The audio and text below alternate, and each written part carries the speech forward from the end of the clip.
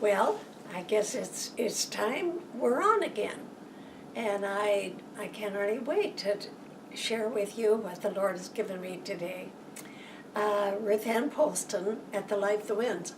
I think I'd like to show you something, and maybe he can sort of zoom the lens in a little bit here. But, okay, see that? Now, this happens to be my husband's preaching Bible. And it's so weathered, it's so used, and it's so valuable to me. It means so much to me. Well, this was one of his favorite topics. He loved to speak on this. So I'm going to do my best today to fill you in with, from his own Bible, what is so precious to me. And I guess I would call this today, Touched with the Feelings of Our Infirmities.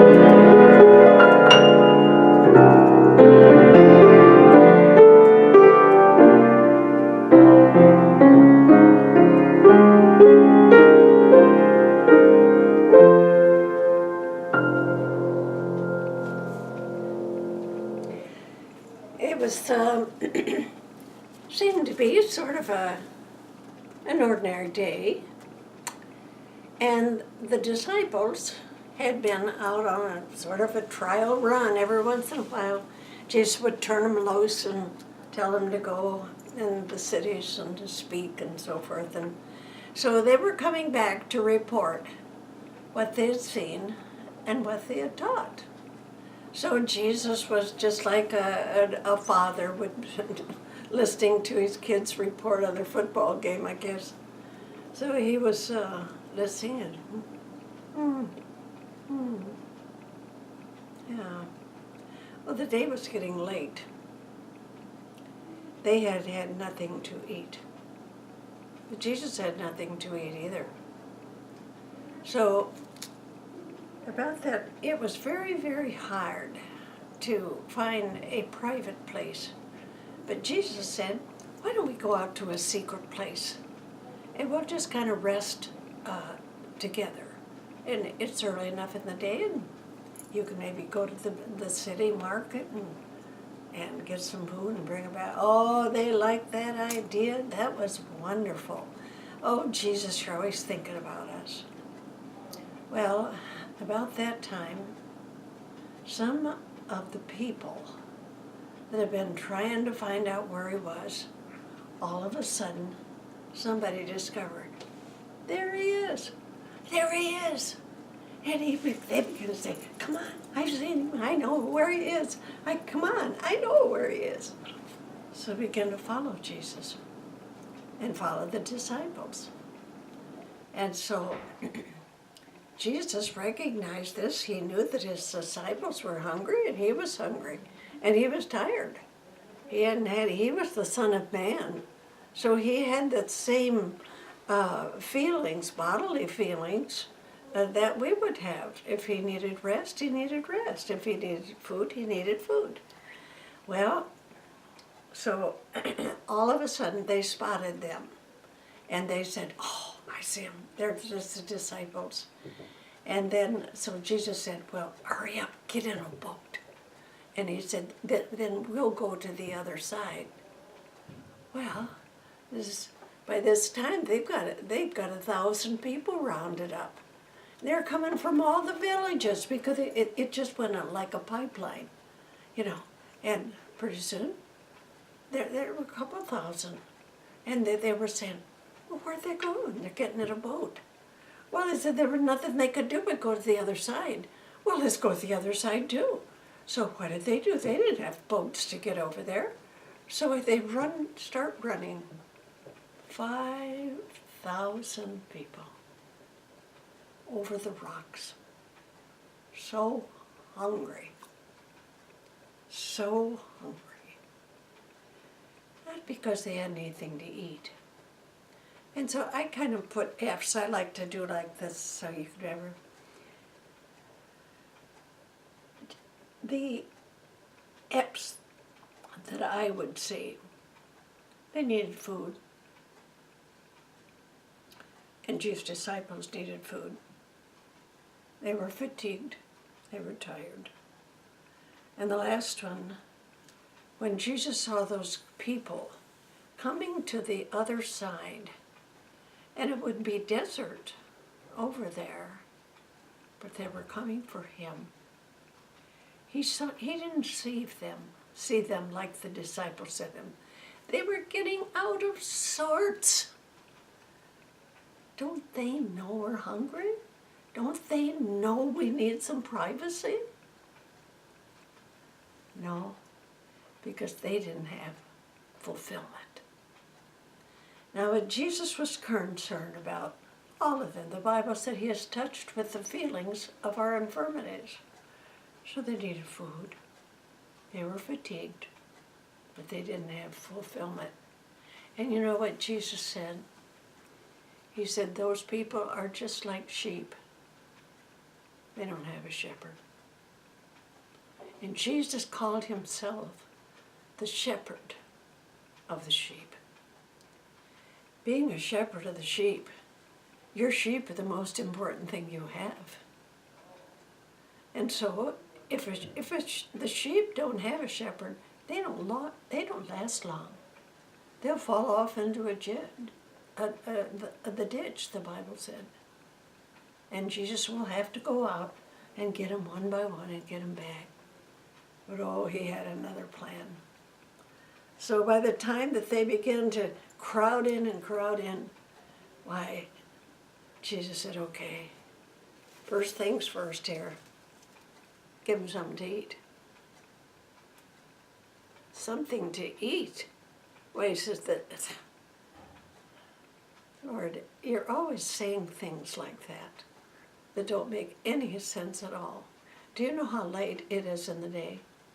Oh, really? Yeah. Yeah, I do. Yeah, give them something to eat.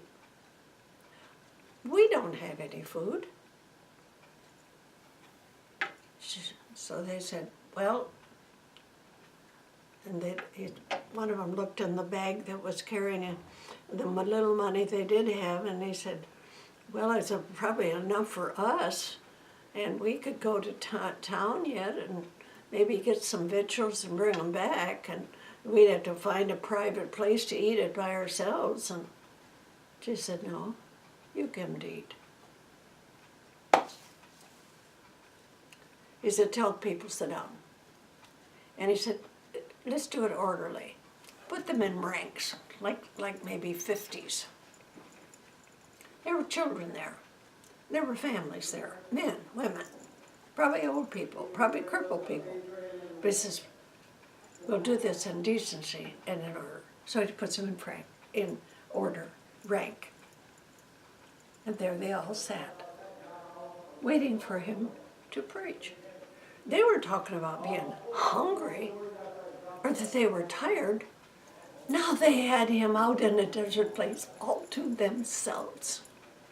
And they certainly weren't paying any attention to the disciples, except the disciples says, sit there and sit there and sit there and sit there. Well, all of a sudden, he said, just case the crowd. See if anybody's got anything out there. So here comes, I think it was Philip. And he comes up and he said, well, I found a little boy out there, and his mom fixed him a lunch for the day, 5 loaves and 2 fish. And so she said, oh, that'll be just fine. And the little boy was so pleased, he just smiled from ear to ear. Jesus wanted his meal. Wait till he gets home and tells Mama, Jesus wanted my fish, and I hope you gave it to him. Oh, I did. Yes, and he took it. But Mom, you haven't heard the rest of it. Wait till I tell you what happened. I gave it to him. And you know what he did? He took that and a piece of bread at a time. Yes. And then he broke it. Yes. And then without 5,000 people, Mama, looking at him, he began to break it. And as he broke it, it just kept multiplying. And as soon as he'd break it, you think, well, there it goes. Oh, here comes more. Here comes more. Here comes more. She said, really? Yeah, I'm so glad I went today. And I'm glad you fixed lunch. And that Jesus took my lunch. So, did the same with the fish. And by this time, the Bible said he looked up and he prayed and he thanked God and get past. And the disciples, by this time, they were getting a little excited themselves. And so they were running around the people, you know, they were just waiting so expectantly. And that was the best church service they ever saw in their life. 5,000 people were being fed. And so after it was pretty well finished, the Bible said they were all full. Everybody had as much as he needed, as much as he wanted. You know, there were 12 baskets left. I don't know what they did with those. I don't think Jesus was one to waste things. And so they, pretty soon, they gathered up the 12 baskets full of fragments.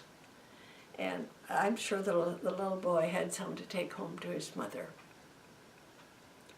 Well, it was really something to see. Well, after that was over, Jesus hadn't forgotten. He had 12 tired disciples. They had been able to eat. The food had been taken care of. The fatigue was still there. They'd worked hard. And Jesus worked hard too, but he didn't seem to bother him like it did them. So anyway, they thought, okay, now we can go home. So Jesus said, all right, now we'll send them home. And he told the 5,000, you go back now to your families, to your homes. And he said, your stomachs are full. You have a fulfillment I have taught you. And you're filled now with spiritual nourishment also. The food, fatigue, and fulfillment. Jesus is touched with the feelings of our infirmities. But you know what happened? He told his disciples, he said, you know what? Why don't you get in a boat now and you get clear away where you can rest? So he made sure that they were all together, got in a boat. And aren't you coming? No. No, I'll join you later. And the Bible said he was going up to a mountain to pray. Jesus knew where his nourishment would come from. It would come from the Father. And he and the Father had a lot to talk about that day. But you know, Jesus is touched with the feelings were people's feelings of our infirmity. What are your needs? The Bible says you don't have because you don't ask. Ask. I love to give. Jesus is a giver. And he said, ask me. And he didn't just say ask, he said ask largely. Put some big things out there. You look at that Bible, that represents a lot of big things. I saw him, this was his preaching Bible. Yeah, thousands and thousands of sermons. days and days and nights of prayer with this word. That's fulfillment. I don't ever remember my husband's being any happier than when he was able to take that Bible and to feed the people. So, what I'm saying to you, is Jesus partial? No, not a bit. He knows when you have lack, when you have need of physical things, or when you need the fulfillment. So if you feel like your barrel is a little flat today, take it to Jesus. And I'm just going to play a song that you could sing along with me. And it's What a Friend We Have in Jesus.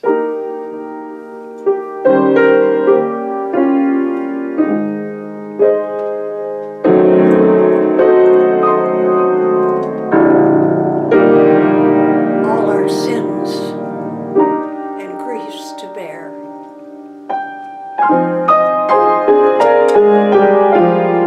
What a privilege to carry everything to God in prayer.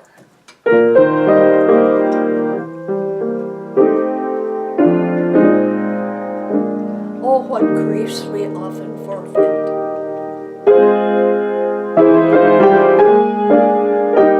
Oh, what needless pain we bear.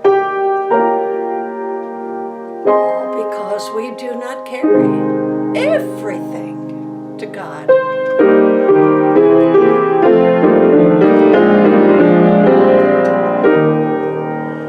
Jesus knows our every weakness. Take it. Take it. Take it to the Lord in prayer.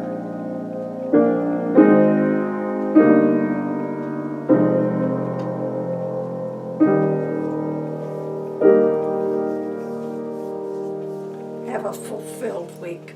I know you will. And ask, and you will receive. Ruth and Polston, the life that wins.